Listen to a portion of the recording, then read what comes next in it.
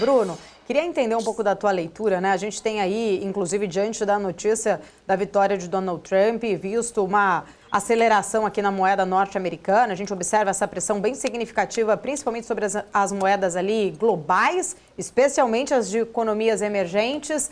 Queria entender na tua visão, né? Essa valorização, ela pode indicar um período aí de fortalecimento mais prolongado do dólar, podendo até mesmo afetar fluxos de capital, custos de financiamentos externos para diversos países? Eu acho que isso seria, eu acho que isso já estava bem definido. A gente falou até outras vezes aí, né, Paula?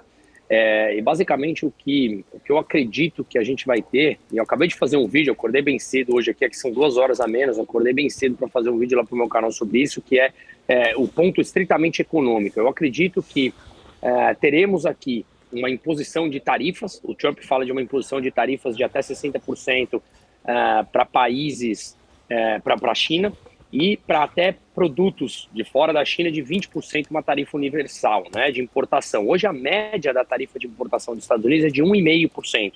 Então, se ele conseguir implantar essa de 20%, é claro que é inflacionário por natureza. Por outro lado, ele também fala de manter juros mais baixo. Ele já fez pressão lá atrás, em 2018, no Jerome Powell, presidente do Banco Central americano, para que pudesse baixar a taxa de juros. Só que, claro, taxa de juros a gente sabe que baixa quando o fiscal está cuidado. Uma coisa extremamente relevante, ele é muito a favor de baixar impostos, o que eu sou amplamente a favor.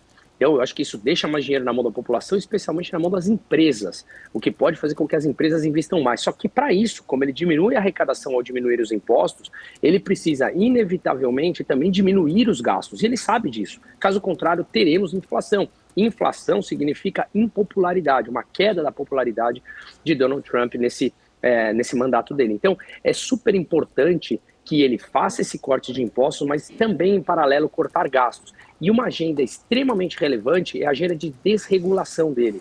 Ele fala de desregular a agência aeroespacial, ele fala de desregular a indústria de cripto, né, e de inteligência artificial, que pode impulsionar a produtividade aqui nos Estados Unidos.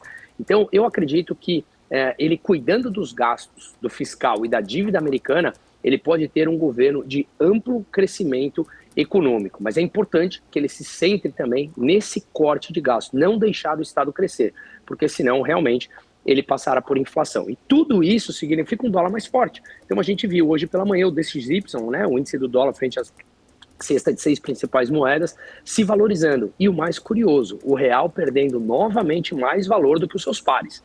Então, por quê? Porque isso também impõe, o que eu acho, sinceramente, pessoalmente falando aqui, no meu ponto de vista econômico, ótimo, uma pressão maior sobre o Brasil. Porque o Brasil precisa cortar, sim ou sim, gastos de maneira estrutural. Se não vier, é dólar acima de 6.